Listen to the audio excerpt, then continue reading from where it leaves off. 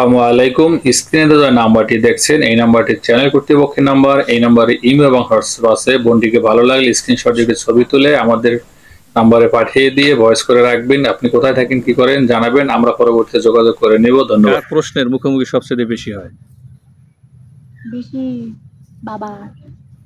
কি ধরনের প্রশ্ন করে বাবারা? অনেক সময় বলে এত দেরি হলো কেন, বাইরে থেকে কোথায় গেছিলা, তোমার অফিস হলো এই টাইমে, তুমি এত দেরি করে কেন আসলা, বা স্কুল লাইফে থাকলে কয়টা বাজে, টিউশনে শেষ হয় নাই, এখন কেন আসছো। কড়া শাসন। মা মেয়েকে সবচেয়ে বেশি কোন উপদেশটি দিয়ে থাকে? সব থেকে মা উপদেশ দিয়ে থাকে যে দেখো বাইরে যাও ভালো কথা, স্কুলে পড়ালেখা করতেছো, কলেজে কিছুদিন পরে উঠবা, যদি এমন কোনো কাজ করো না, এমন কোনো ছেলের সাথে আড্ডা মেরো না যাতে মানুষ খারাপ হয়, যাতে মানুষ খারাপ করে, এই উপদেশটা সবসময় দেয়। আপনি কতবার শুনছেন দিনে এইভাবে বলতে? আমি এরকম বকে হলো 1000 খানিক বার শুনেই থাকি। জ্ঞান জ্ঞান জ্ঞান জ্ঞান এর মধ্যে বাঁচতেই থাকে। ওই বেশিরভাগ করতো আমার নানি। আচ্ছা আচ্ছা, সেই নানু কি আছে এখন? না, মারা গেছে। অনেক আগে চলে গেছে। নানির কথা কি মনে পড়ে? অবশ্যই, সবথেকে আমি আমার নানুকে বেশি ভালোবাসতাম মা বাবার করে। আচ্ছা, আপনার নানুর সাথে আপনার এমন কোনো স্মৃতি আছে যেটা আপনাকে আজও মানে মনে করার মতো একটা অবস্থা রাখছে? হ্যাঁ, বলেন তো শুনি। নানিকে আমি সবসময় জ্বালাইতাম আর কি, যে কোনো বিষয় নিয়ে আমি জ্বালাইছি। আমি কখনো তাকে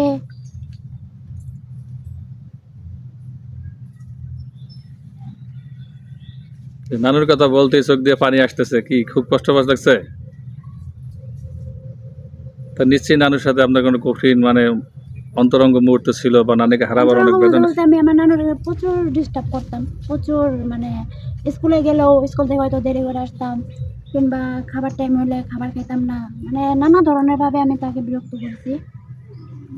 কিন্তু সেই নানুটি আজ নেই। না, সে যখন চলে যায় আমি তার মরা মুখটা দেখতে পারিনি। দর্শক, এইটাই রিয়েলিটি। ক্যামেরার সামনে আমরা অনেক কষ্টের গল্প শুনি, এই আপুটির সাথে আমরা এত কষ্টের গল্প শুনলাম, কিন্তু নানুর কথা আসতেই দেখেন সে কীভাবে কান্না করতেছে।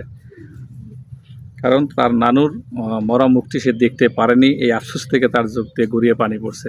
এটাই আসলে মানুষের বাস্তবতা, মেনে নিতে হয়। আমরা যারা গল্প করি, গল্প শুনাই আপনাদেরকে, আমরা অনেক সময় এরকম অনেক অবস্থার সম্মুখীন আমরাও হই। আমরাও কিংকর্তব্য বিমূঢ় হয়ে যাই, আসলে কি বলা উচিত, কি করা উচিত আমরাও ভেবে পাই না। মানুষের জীবন দুঃখ দুর্দশার মধ্যে দিয়ে এভাবেই চলে। তার নানু সম্পর্কে আমরা আরও গল্প শুনবো দর্শক, তার সাথে আমরা আরও কথা বলবো। আপনারা শুনতে চাইলে আমরা শোনাবো। যেহেতু তার নানুর ব্যাপারে সে খুবই সেন্সিটিভ, তার নানুর ব্যাপার থেকে আমরা আরও জানবো পরবর্তী গল্পে। আচ্ছা আপু, আপনি কি এমন কোনো কাজ জানেন যে আপনি কোনো বিশেষ দক্ষতা অর্জন করছেন একটা কাজের উপরে? আমি ঘর গোছাতে বেশি ভালোবাসি, আর দ্বিতীয় কথা হলো আমি বর্তমানে টেলারের কাজগুলো শিখছি। আপনি সবচেয়ে কোন ধরনের পোশাক পরতে বেশি পছন্দ করেন? আমি সব থেকে বেশিরভাগ থ্রি পিস শাড়ি এগুলো। আচ্ছা, আপনার জীবনের পছন্দের প্রথম পুরুষটি কে ছিল, মানে যখন বুঝছেন, বা এই হয়তো মামা চাচা খালু অনেকে থাকেন আত্মীয় স্বজন? না, ওরকম কেউ ছিল না, ওরকম কেউ ছিল না। আচ্ছা, আপনার বয়সটা এখন 26 হয়ে গেছে, এখন যদি আপনি বিয়ে না করে বাকিটা জীবন কাটাতে পারেন না, মানুষ কেন বিয়ে করতে হবে? হ্যাঁ, পারে না যে এমন কোনো কথা নাই, মেয়েরা জানেন তো, মেয়েরা চাইলে সব কিছুই পারে, কিন্তু আসলে সমাজের সাথে তো চলাফেরা থাকতে হয়, যার কারণে মাথার উপরে একটা ছাদ দরকার। তার একটা ছাদ দরকার, এই কারণে মেয়েরা বিয়ে করে, আশ্রয়ের কারণে। আশ্রয় তো অবশ্যই লাগে। আশ্রয়ের কারণে। পুরুষের কোন আচরণে মেয়েদের মোটেও ভালো লাগে না? পুরুষের বুঝে না, মানে আমি একটা পুরুষ, আমার কোন ধরনের আচরণ সবচেয়ে আপনার কাছে বেশি খারাপ লাগবে? আচরণ বলতে তার সব থেকে মানে খারাপ কোনো একটা ব্যবহারেই অবশ্যই খারাপ লাগে, এমন কিছু একটা যেটা আর কি মেয়েটা সহ্য করতে পারতেছে না। আপনার সবচেয়ে কোন ধরনের পোশাক বেশি পরতে পছন্দ করেন? আমি সব থেকে থ্রি পিস ভালো লাগে আমার। থ্রি পিসই ভালো লাগে। শাড়িতে তো নারী, সবাই তো শাড়ি পরতে শাড়ি পরে, কিন্তু আসলে শাড়ি পরতে পারি না আমি, কষ্ট লাগে, পেঁচাই গোছায় থাকে নাকি? আচ্ছা, অনেক মেয়েরাই এখন বর্তমানে শাড়ি পরতে চায় না, আমি জানি না, আগে কিন্তু বাঙালি মেয়েরা শাড়িই পরতো। এখন তো আরো রেডিমেড শাড়ি বেরিয়েছে, এখন তো পরবে আরো। টাকাওয়ালা মানুষকে কেন মেয়েরা বেশি পছন্দ করে বলেন? কঠিন প্রশ্ন।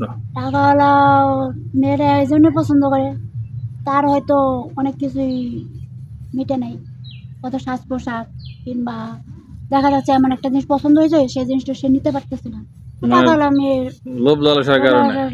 থাকে। আচ্ছা, আপনার সাথে যোগাযোগ করবে কিভাবে মানুষ? আপনার মাধ্যমে। আমার মাধ্যমে?